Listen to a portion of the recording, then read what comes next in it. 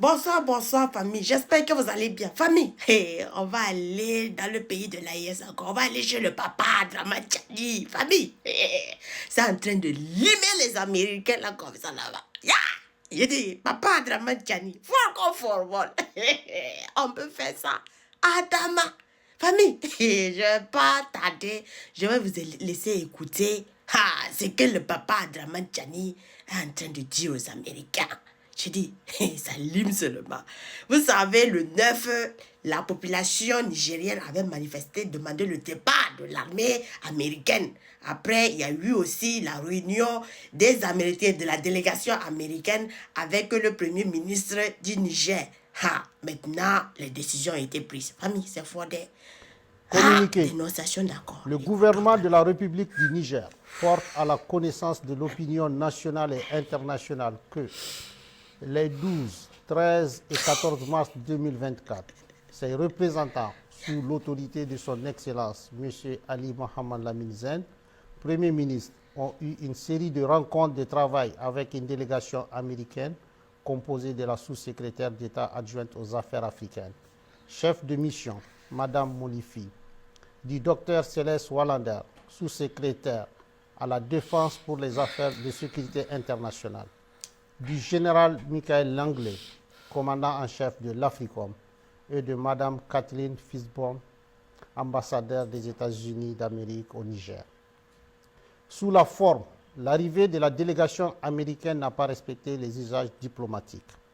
En effet, c'est de façon unilatérale, par note verbale, que le gouvernement américain a informé le gouvernement nigérien de la date d'arrivée et de la composition de sa délégation, ainsi que les autorités nigériennes à rencontrer, sans précision aucune quant à l'objet de sa visite.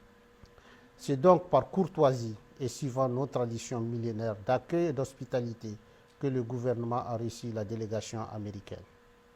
Sur le fond, les échanges entre les deux délégations ont porté essentiellement sur la transition militaire en cours au Niger, la coopération entre les deux pays, en particulier la coopération militaire et la lutte contre le terrorisme, les orientations et perspectives politiques du Niger dans leur aspect relatif au choix des partenaires sur le plan diplomatique, militaire et stratégique, étant entendu que dans l'approche américaine, toutes ces trois questions sont profondément liées. Sur la transition en cours et le retour dans le meilleur délai à un ordre constitutionnel et démocratique, le gouvernement du Niger a réaffirmé sa ferme volonté d'organiser, dans les meilleurs délais, le retour à une vie constitutionnelle normale. Il s'agit d'un engagement solennel, en toute responsabilité, du président du Conseil national pour la sauvegarde de la patrie, chef de l'État, tel qu'exprimé dans son adresse à la nation du 19 août 2023. Sur le choix des partenaires diplomatiques, stratégiques et militaires, le gouvernement du Niger regrette la volonté de la délégation américaine de dénier au peuple nigérien souverain le droit de choisir ses partenaires et les types de partenariats à même de l'aider à lutter véritablement contre le terrorisme, alors même que les États-Unis d'Amérique ont décidé unilatéralement de suspendre toute coopération entre nos deux pays. Aussi, le gouvernement du Niger dénonce-t-il avec force l'attitude condescendante assortie de la menace de représailles de la part de la chef de la délégation américaine vis-à-vis du gouvernement et du peuple nigérien. Cette attitude est de nature à saper la qualité de nos relations séculaires et miner la confiance entre nos deux gouvernements déjà entamés par les événements du 19 octobre 2023. S'agissant des cas précis de la Fédération de Russie et de la République islamique de l'Iran, deux pays avec lesquels le Niger entretient des relations diplomatiques depuis plusieurs décennies et qui focalisent particulièrement l'intérêt des États-Unis d'Amérique. Le gouvernement tient à porter à la connaissance du peuple nigérien et de tous les peuples de la communauté internationale qu'il n'a jamais signé d'accord secret avec ses pays partenaires. Tous les accords signés par le Niger depuis l'avènement du Conseil national pour la sauvegarde de la patrie respecte le droit international et les règles de transparence. C'est pourquoi le gouvernement du Niger rejette les allégations mensongères de la chef de la délégation américaine consistant à soutenir qu'il aurait signé un accord secret sur l'uranium avec la République islamique d'Iran. Cette approche cynique, habituellement utilisée pour discréditer, diaboliser et justifier leurs menaces contre les États, ne pas sans rappeler l'exemple de la Seconde Guerre d'Irak. En effet, les Nigériens et l'ensemble de la communauté internationale se souviennent encore des fausses preuves brandies par le secrétaire d'État américain devant le Conseil de sécurité pour justifier l'agression américaine contre l'Irak et que dans cette affaire, le gouvernement du président Tanja avait été accusé de façon mensongère d'avoir fourni de l'uranium aux autorités de Bagdad, alors même qu'il est de notoriété publique que l'exploitation de l'uranium nigérien est totalement contrôlée par la France. Quant à la Fédération de Russie, il s'agit d'un partenaire avec lequel le Niger traite d'État à État, conformément aux accords de coopération militaire signés avec les gouvernements antérieurs pour acquérir le matériel militaire nécessaire à sa lutte contre le terrorisme qui a fait des milliers d'innocents victimes nigériens sous l'œil indifférent d'une bonne partie de la communauté internationale. Enfin, le Niger réaffirme son engagement solennel à coopérer dans la transparence et le respect de sa souveraineté avec tous les pays et peuples épris de paix et de justice, conformément aux règles du droit international.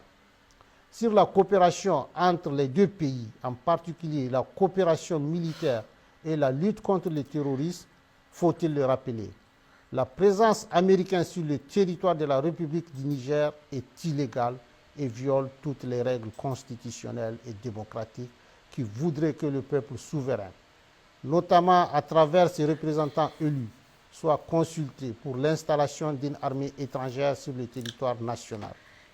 Ainsi, c'est par simple note verbale numéro 174 du 6 juillet 2012 que la partie américaine a unilatéralement imposé au Niger un accord relatif au statut du personnel militaire des États-Unis et des employés civils du département américain de la Défense sur le territoire de la République du Niger.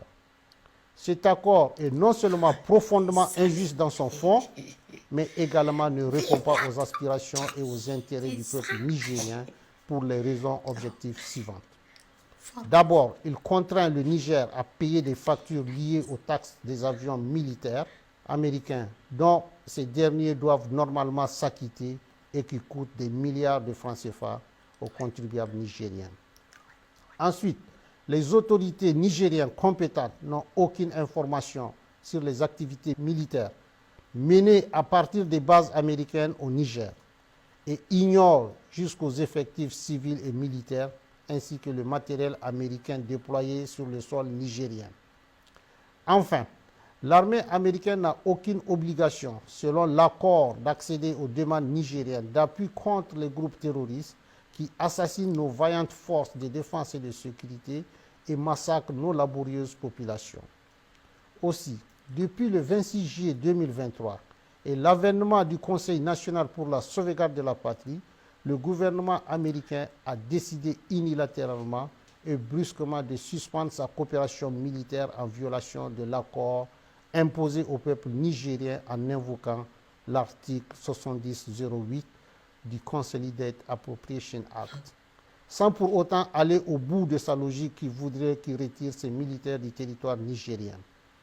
Par ailleurs, depuis quelques semaines, le gouvernement nigérien a constaté des activités illégales de survol de son territoire par des aéronefs américains et qui sont de nature à s'interroger sur la sincérité de leur partenariat et la pertinence du maintien de l'accord de coopération militaire imposé par note verbale.